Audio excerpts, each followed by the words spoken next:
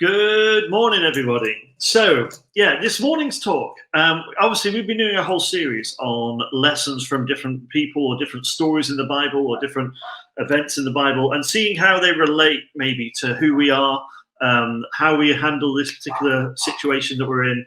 And this week is the last of that series. And we're going to be doing something else next week. We're going to listen to all of your stories, and then after that, we're starting a new series called Standing in the Rubble, which we'll bring more to you about. But this week, our talk is titled Lessons from the Plan B Nobody. And the reason we've chosen this is because there's a whole bunch of stories in the Bible, right? There's all the famous characters that we know about. There's Jesus, and there's David, and there's Paul, and there's Abraham, and there's all these famous characters that we know about, but there's a whole bunch of characters that are less famous, maybe more understudied as such. But these stories are fascinating and incredible, and sometimes a bit weird. And it's not. We might read fairy stories today. We might read Harry Potter stories, but actually, there's just as much crazy stuff. In the Bible, there's a talking donkey who has a master called Balaam. So that whole story is called Balaam's ass, which is a little bit weird, isn't it? And then there's a guy called Ehud, not a very famous character in the Bible, but he snuck into the king's quarters and killed him with a sword, and the sword plunged, and the king was so fat that he lost the sword in the fat of the king. Anyway, left him for dead, snuck out through the roof, and that was his story. And then there's another story about a guy called Eutychus, who's in the New Testament, this is just a little cautionary tale for you guys. The sermon he's listening to is so boring, he falls asleep, he's sat in a windowsill, falls out the window, down 3 stories, and dies. So just be careful where you position yourself when you're listening to this talk. But the story I want to talk about today is the story of Hagar. And you might now, if we were all together in the game, I'd kind of go, so who's heard the story of Hagar? Maybe, I don't know what sort of percentage of people put their hands up, maybe 20%, maybe 30%, maybe more, I don't know. But Hagar is a fascinating character. There's a reason that I want to talk about her. And we read about her in Genesis 16. It says this: Now Sarah, Abraham's wife, had borne him no children, but she had an Egyptian slave named Hagar. Okay, so this is Abraham and Sarah, and Abraham's a very famous character. He's the father of Judaism. He's the father of the faith. But Abraham and Sarah, and God's promised them that they're going to have children, and it says that Abraham's wife hasn't borne him any children. And she had an Egyptian slave named Hagar. Now, anytime you read Egyptian in the Old Testament, that's trouble. Okay, so we find out later that the Israelites are in slavery in Egypt. But then it talks about maybe that they're doing arms trading and stuff with the Egyptians. Egyptians are always trouble, but this time the Egyptian is the slave. Right before the whole Israelites are the slaves in Egypt, the Egyptian is the slave. And that's just a little warning, just a little hook that we should read as understand as we read the scripture. There's a problem here. And she said to Abraham, Sarah said to Abraham, "The Lord has kept me from having children. Go sleep with my slave. Perhaps I can build a family through her." I guess that's a use of slaves. And no question of whether this was something that Hagar wanted or anything like that, but just go sleep with her, it'd be fine. And maybe you can have a child through her, because Sarah viewed her as her property. And so any child that she might have would be Sarah's, not Hagar's. And it's that hugely disempowering narrative that we see going on. So Abraham agreed to what Sarah said. And so after Abraham had been living in Canaan for 10 years, Sarah, his wife, took her Egyptian slave Hagar and gave her to her husband to be his wife. And he slept with Hagar, and she conceived. When she knew she was pregnant, she began to despise her mistress. Then Sarah said to Abraham, "You are responsible for the wrong I'm suffering. This is all your fault." To which Abraham, maybe in your picture Bible, Abraham goes, "What?" Anyway, "You are responsible for the wrong I'm suffering. This is all your fault. I put my slave in your arms, and now that she knows she's pregnant, she despises me. May the Lord judge between you and me. Isn't it interesting how we, when things go wrong, um, sometimes we use God for our own purposes or to justify our own mistakes or to we use God as a bit of a power play like Sarah's doing here. Oh, let God be the judge between us. Let God decide. But this is Sarah's mess of her own making. She came up with this plan B. And that's what this is. This is a plan B. Okay, the plan A isn't working. God said he'd give us a child, but that's not working. And so here we go. Let's try plan B. Let me take God's plans into my own hands. And then let's blame God when it all goes wrong and blame her husband as well, of course. May the Lord judge between you and me. Your slave is in your hands, said Abraham.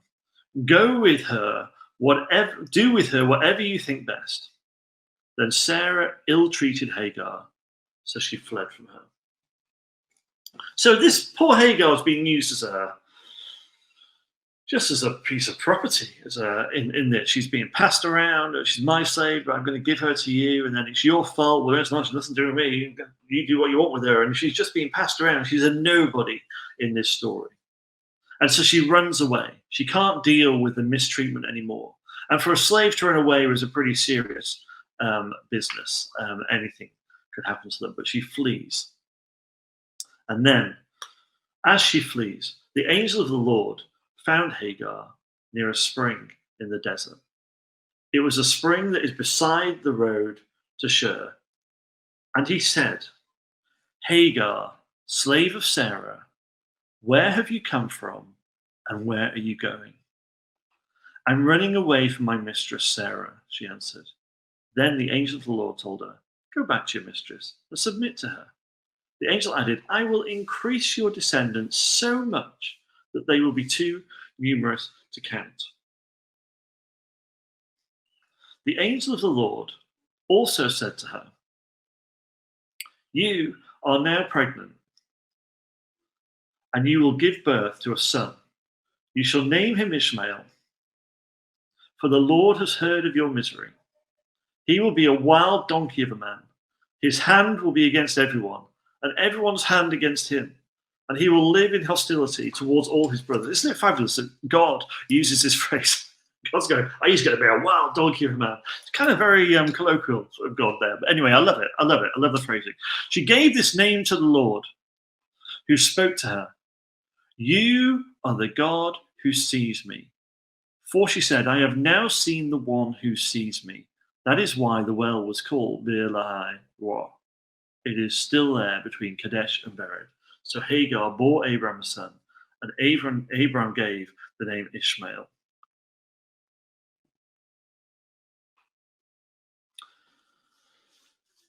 What a story. What a story. Now, what's really interesting in this story for me is a number of things. Hagar's a bit part player. She's not the center of the story in some ways. Abraham and Sarah are the heroes of the story. And Hagar is the problem in the story.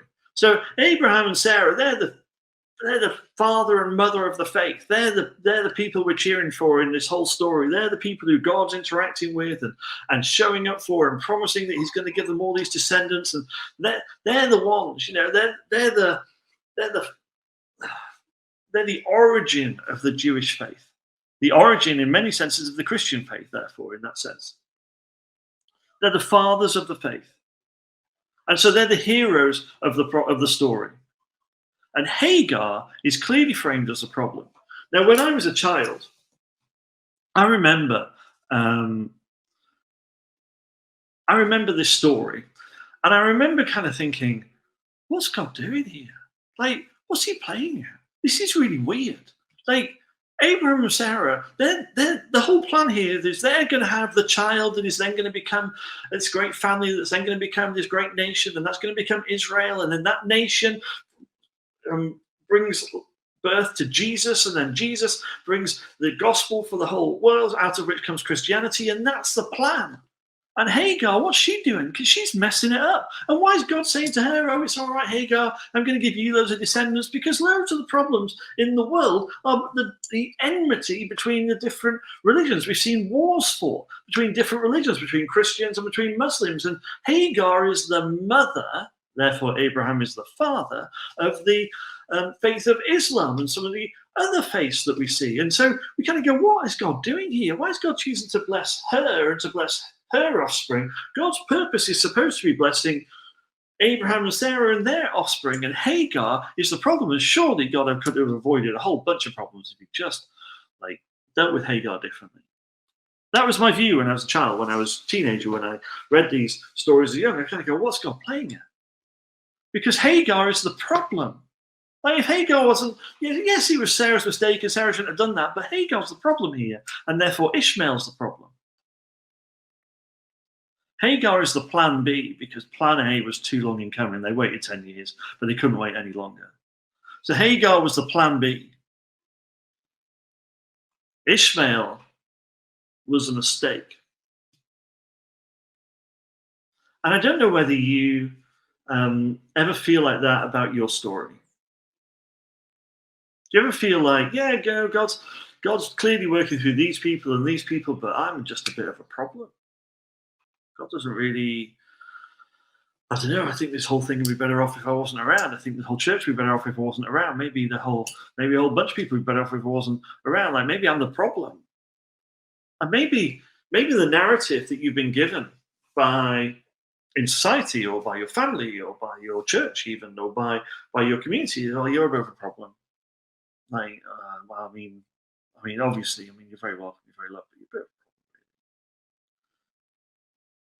Well, then Hagar's your story, maybe your life took a bit of a plan B turn.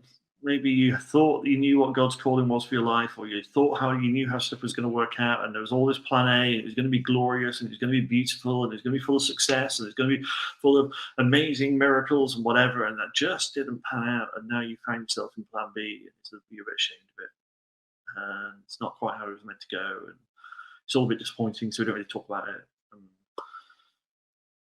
maybe you made some mistakes. And you feel like it's disqualified you somehow. You feel like it's excluded you somehow. You feel like it's written you off somehow.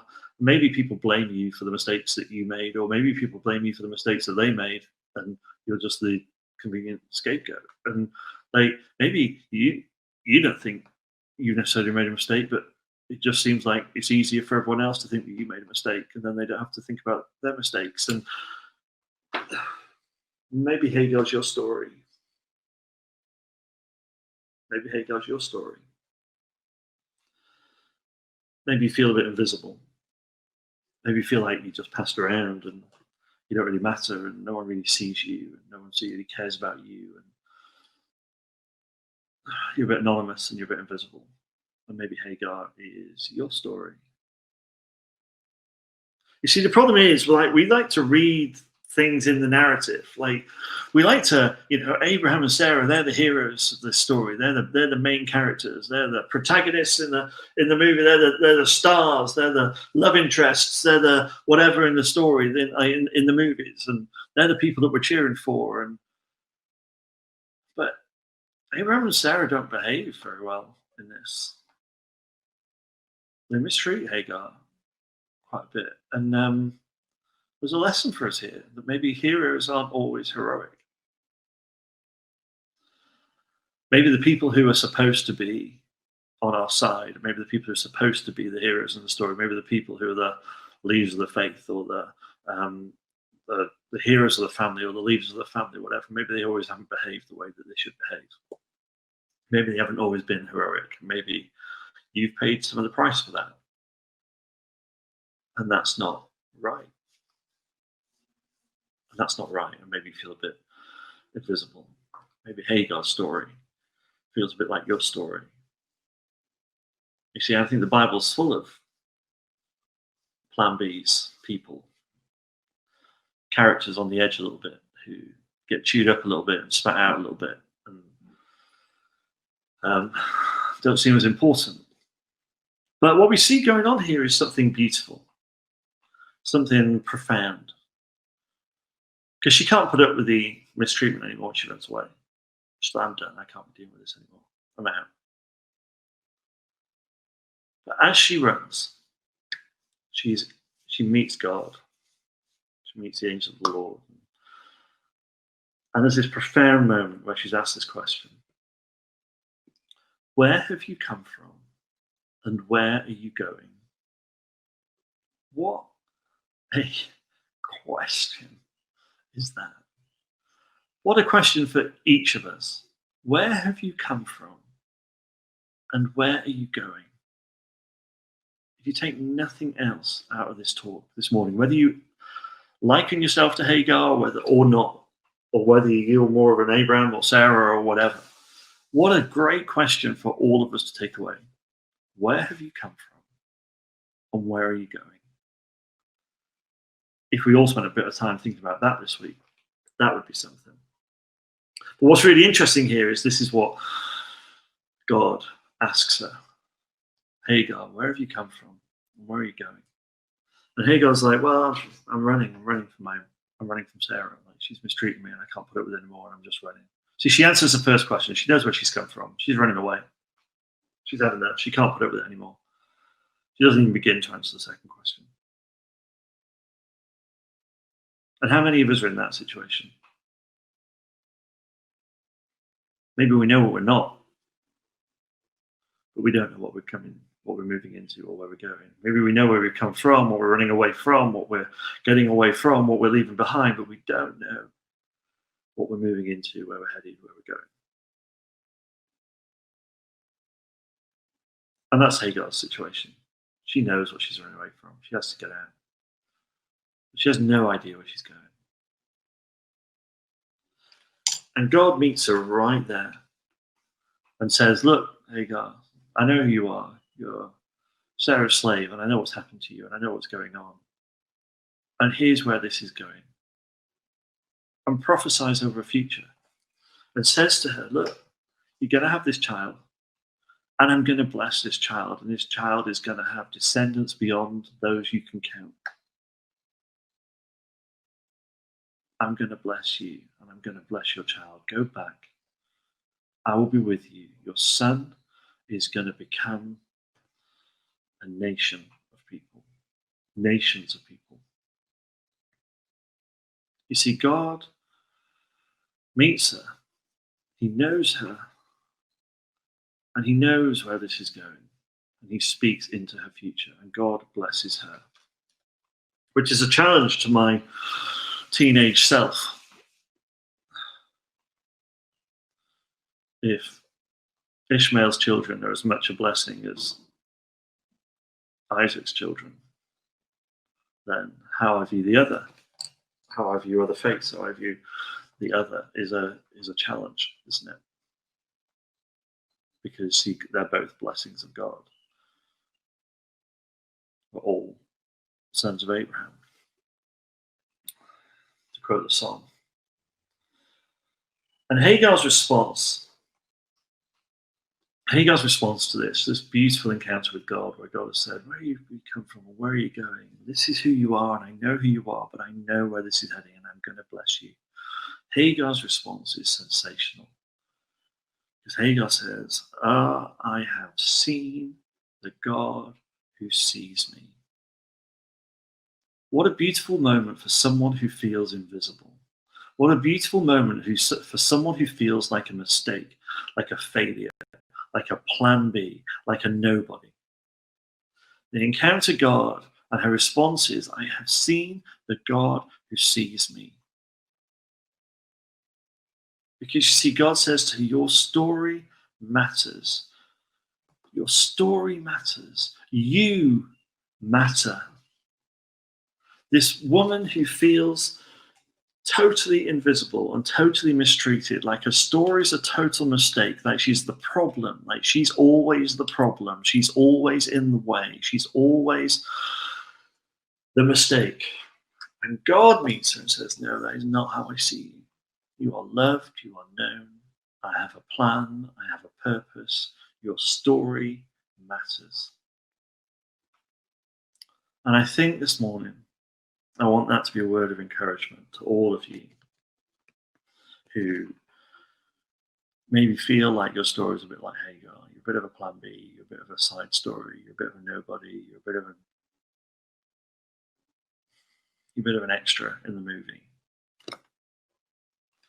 I don't believe God has extras in his movie. I believe every role matters. I believe every person matters. I believe God has a plan. Every story matters. God sees you. And he has a plan, and he has a purpose, and he has a calling, and he wants to bless you. God sees you. You see, this is the beauty of this story. Even when heroes don't behave heroically, even when people get it wrong, people who we trust, people who we rely on maybe, people who should know better, people who we put our faith in, let us down. God is faithful.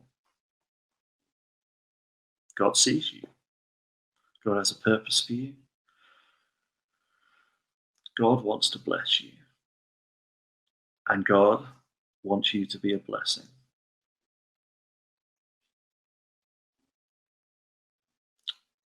Why don't we pray as we go into worship and into response?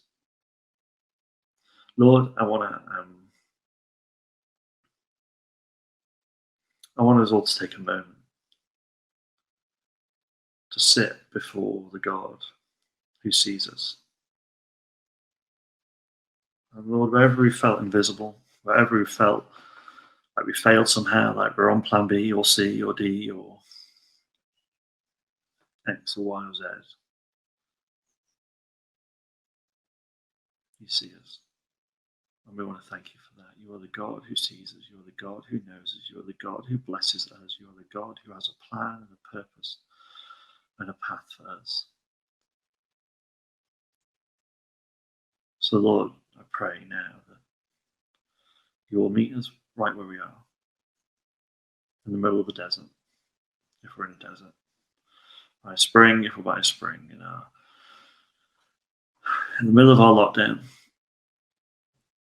wherever we are, wherever our heart is, wherever our soul is, whatever our circumstance, Lord, we want to encounter you, the God who sees us. And Lord, we pray that you'll do a work of restoration in our lives, and a work of hope in our lives, and a work of blessing in our lives. And Lord, maybe we've been so focused on running that we have forgotten to think about where we're headed. May we receive from you clear guidance of where you're calling us to go, even if that's back, to go forwards. Lord, we want to live in the fullness of who you've created us to be. So we invite you to meet with us this morning, exactly where we are. Amen. Amen. As we go into worship, let me encourage you to take some time to pray and to sit and to listen. If you want someone to pray with you, then email in to email into us, message in, go on the website and click in. We can get prayer ministry. But I think this morning, allow God to meet you right where you are.